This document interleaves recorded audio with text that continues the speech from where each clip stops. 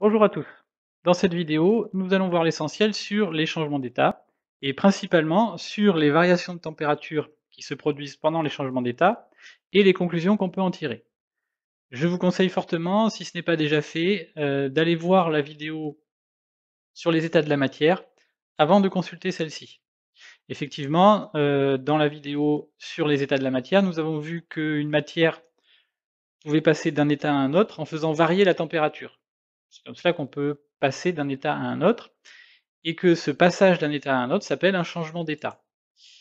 Alors, on avait donné l'exemple de l'eau qui peut passer de solide à liquide à gaz en chauffant.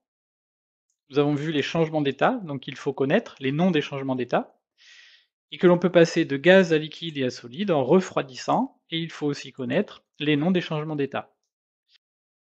Nous avons vu que pour passer d'un état à un autre, il faut apporter ou retirer de l'énergie thermique, c'est-à-dire de la chaleur. Nous allons, dans un premier temps, nous intéresser à ce qui se passe quand nous refroidissons, c'est-à-dire quand nous retirons de l'énergie thermique de l'eau pure. Pour cela, nous allons placer de l'eau pure dans un congélateur et, à l'aide d'un thermomètre, qui mesure la température en degrés Celsius, nous allons suivre sur le graphique l'évolution de la température. Sur le graphique, on peut voir qu'à la verticale, nous avons la température en degrés Celsius, avec les températures positives au-dessus de zéro et les températures négatives en dessous de zéro. Et à l'horizontale, nous avons le temps en secondes, c'est-à-dire le temps qui passe. Ce graphique représente donc les variations de la température en fonction du temps. Si vous voulez avoir plus de détails sur la construction et la lecture d'un graphique, vous pouvez aller voir la vidéo qui traite de ce sujet. Nous allons donc placer dans le congélateur de l'eau pure à l'état liquide, qui est au départ à 18 degrés Celsius. Le thermomètre nous l'indique, et le congélateur va refroidir cette eau jusqu'à -10. Et nous allons regarder ce qui se passe au niveau de la température. Comme nous refroidissons, nous voyons la température qui descend petit à petit. Sur le graphique, c'est pareil, la courbe descend. Nous arrivons à 0 degré Celsius, et là nous voyons que la glace commence à se former. Elle ne se forme pas d'un seul coup, et nous observons aussi que le niveau de l'eau à la glace a augmenté. Et au bout d'un certain temps, quand la glace s'est totalement solidifiée, la température se remet à descendre. Donc ce que nous observons, déjà, c'est que l'eau pure s'est solidifiée à 0 degré Celsius. La glace a commencé à se former quand la température est arrivée à 0. Et nous avons vu que ce processus n'était pas instantané. C'est-à-dire qu'il faut un certain temps pour que l'eau liquide se transforme en glace solide. Et pendant ce temps-là, pendant la transformation, nous avons vu que la température ne varie pas. La température est restée à 0 degré Celsius. Ce moment où la température est constante s'appelle un palier de température. Donc ce que l'on remarque pour l'instant, c'est que l'eau pure se solidifie à 0 degré Celsius et que pendant la solidification, la température reste constante. Il y a un palier de température. Donc au-dessus de 0 degré Celsius, l'eau est liquide, en dessous de 0 degré Celsius, l'eau est solide, et entre les deux, elle est en train de se transformer. Nous allons maintenant faire l'inverse, c'est-à-dire qu'au lieu de refroidir de l'eau liquide, nous allons chauffer de la glace d'eau pure. Nous avons la glace ici, qui est à -10 degrés Celsius, et nous allons la chauffer à l'aide d'une plaque chauffante. Et de la même manière, nous allons suivre l'évolution de la température sur le graphique. Donc au départ, nous avons l'eau pure à l'état solide. On chauffe, donc on voit la température qui augmente, et arrivé à 0 degré Celsius, la glace fond. C'est ce qu'on appelle la fusion, passage de l'état solide à l'état liquide. On observe que le niveau baisse, c'est-à-dire que l'eau à l'état liquide a un volume plus petit que l'eau à l'état solide. Et on remarque, comme tout à l'heure mais en sens inverse, que pendant la fusion, pendant la transformation, la température est restée constante à 0 degré Celsius. Et dès que toute la glace a fondu, la température a recommencé à monter. Donc de même que pour tout à l'heure, on peut dire que la glace d'eau pure fond à 0 degré Celsius, la fusion se déroule à 0 degré Celsius, et il y a aussi un palier de température. Et on peut ajouter ce qu'on a dit tout à l'heure, c'est-à-dire que quand la glace a fondu, le niveau a baissé, c'est-à-dire que l'état liquide occupait un volume plus petit que l'état solide. Nous continuons nos expériences sur les changements d'état. Cette fois-ci, nous allons refroidir de l'eau salée. C'est-à-dire jusqu'à présent, nous avons étudié l'eau pure, c'est-à-dire l'eau toute seule, mélangée à rien d'autre. Cette fois-ci, nous mettons du sel dans l'eau. Nous reprenons les mêmes conditions, le congélateur, l'eau salée à 18 degrés, qui va refroidir jusqu'à moins 18, et nous allons suivre l'évolution de la température sur le graphique. De la même manière, comme on refroidit, on enlève de l'énergie thermique, la température diminue, et contrairement à tout à l'heure, la glace va commencer à se former, mais première chose déjà pas à 0°C, c'est-à-dire que la glace s'est formée à une température plus basse que 0°C, et en plus, pendant la solidification, la, la température n'est pas restée constante. Il n'y a pas eu de palier de température. C'est-à-dire que globalement, il s'est passé la même chose. L'eau salée était liquide, elle est devenue solide, ici on le voit, mais au moment du changement, il n'y a pas eu de palier de température, la température n'est pas restée constante, elle est descendue moins vite, mais elle n'est pas restée constante, et l'eau salée est restée liquide jusqu'à une température environ de moins 2°C. Donc elle n'a pas gelé à 0°C. Ceci, on le verra, nous permettra de comprendre pourquoi on met du sel sur les routes l'hiver pour empêcher ou pour faire fondre la glace. Effectivement, s'il fait juste moins 1 degré dehors, si c'est de l'eau pure, si c'est de la pluie qui tombe, elle va geler. En revanche, si on a répandu du sel sur la route, quand la pluie va tomber, ça va faire de l'eau salée, et on voit que l'eau salée va se solidifier à une température plus basse que 0. Et on pourrait montrer que plus il y a de sel, jusqu'à 23%, plus la température serait basse.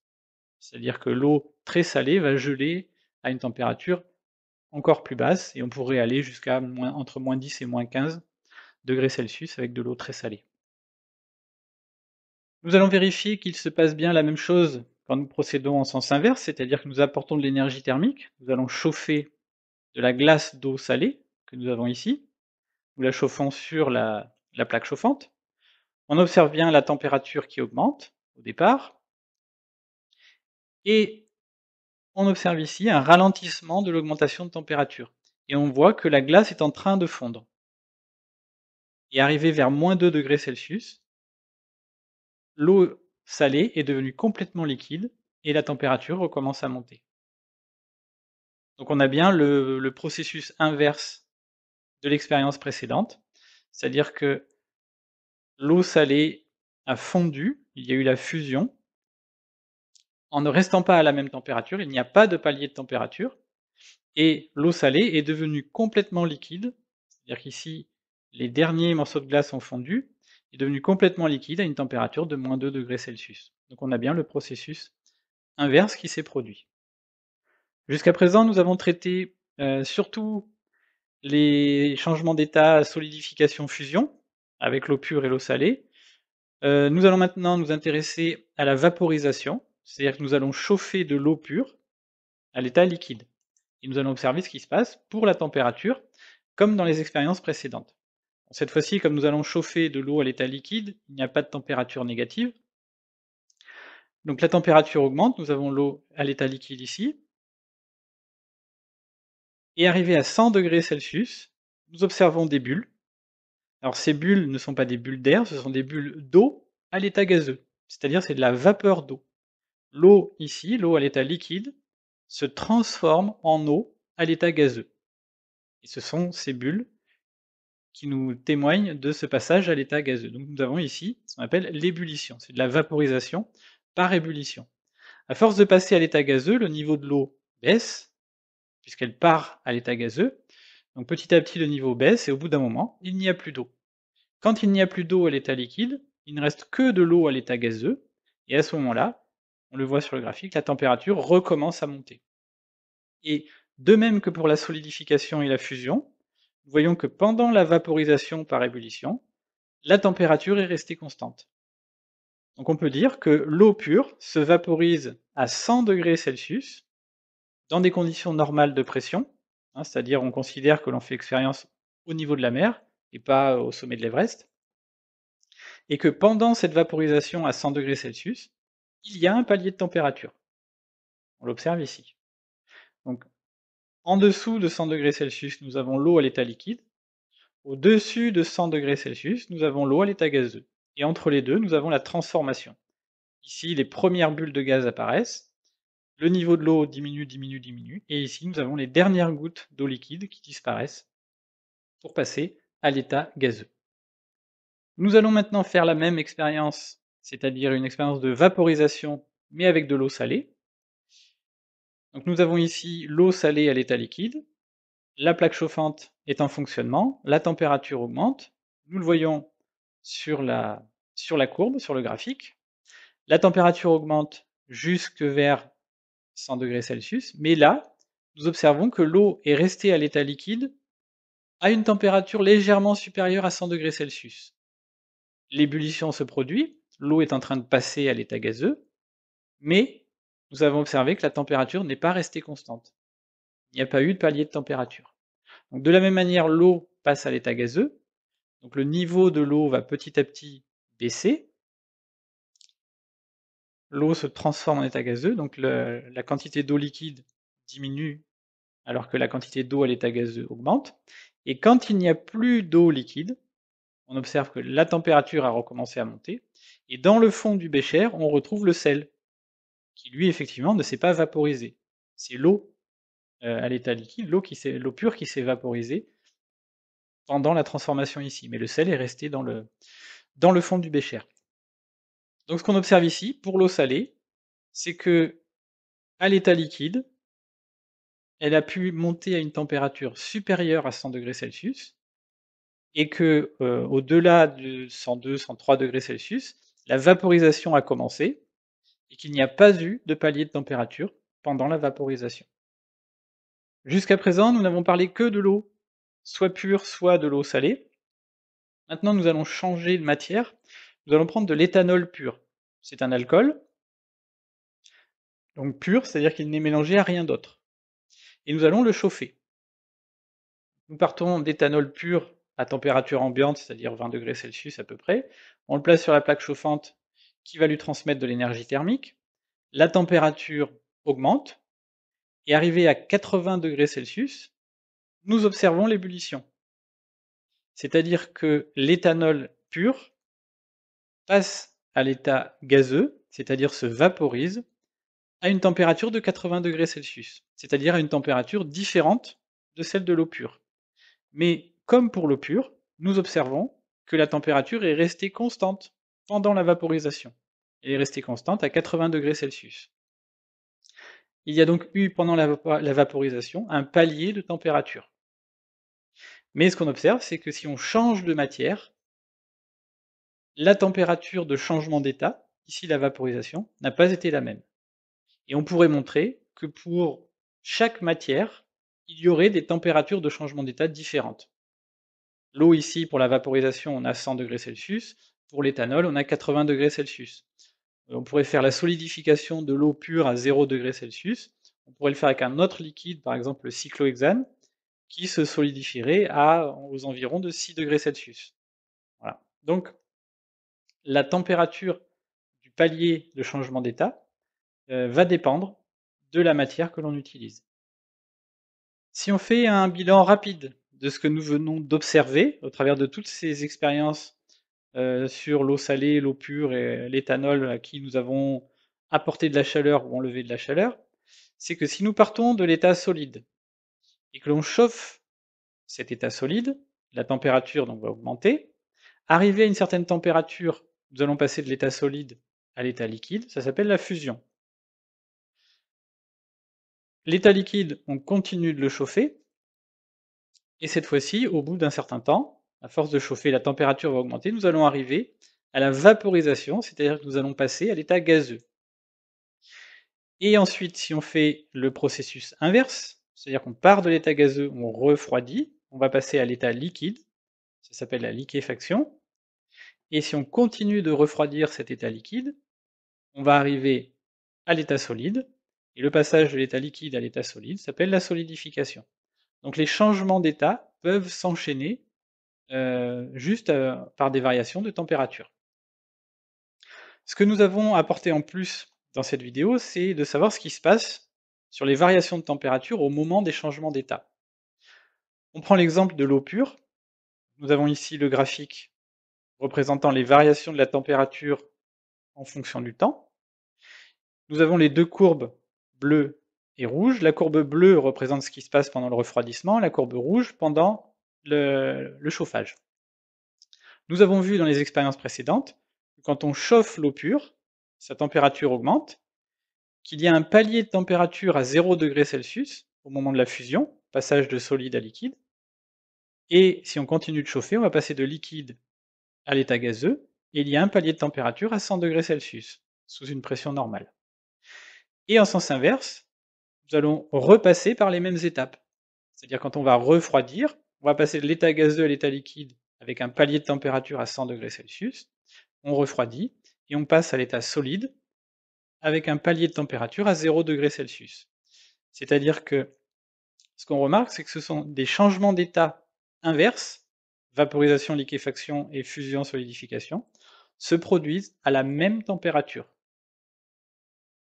Et quand nous avons un corps pur, ici l'eau pure, les changements d'état se font à température constante. La température ne varie pas. Pour les corps purs, il y a des paliers de température. Effectivement, si on prend l'eau salée, on a à peu près les mêmes courbes.